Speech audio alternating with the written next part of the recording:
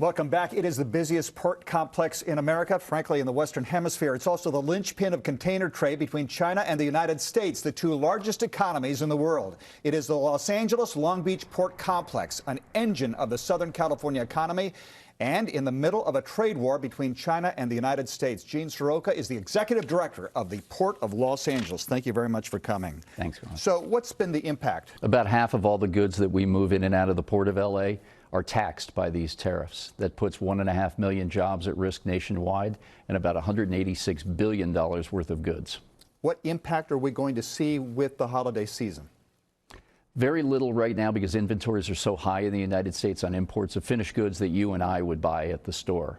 But on the export side, we have seen 12 consecutive months of declines of our commodities. So when you say inventory is high, they ship goods early knowing the tariffs were coming, so your warehouses are packed. That's correct. And they don't have any room to ship anymore. That's right. And the outgoing is products that are made here headed to China. Correct, including agriculture, recyclables, as well as heavy-duty machinery, automobiles, et cetera. Well, listen, we hear that, but the consumer looks out and says, listen, the economy's still booming.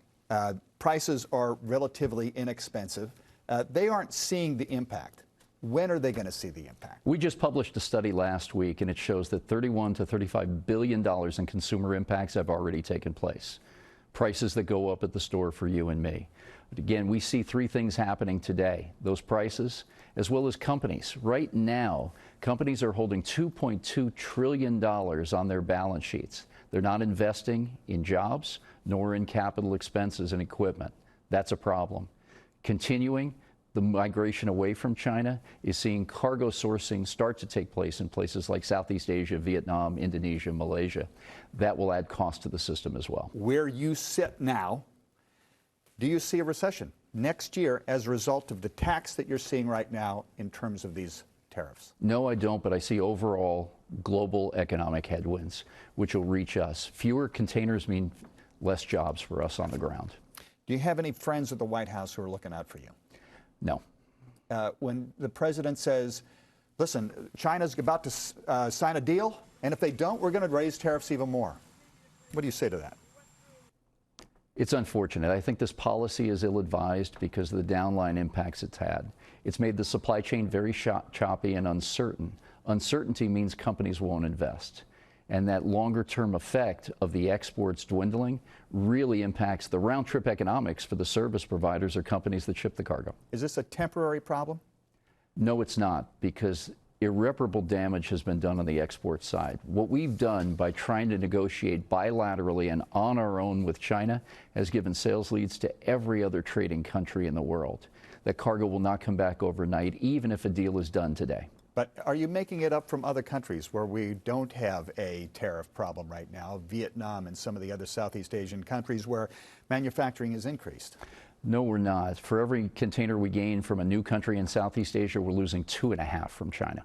Is there a trade policy currently that makes sense as far as you're concerned? No, it doesn't make sense. And we're talking about solutions as well. We need to form coalitions. Going at this on our own will outlast a president who even may get into a second term.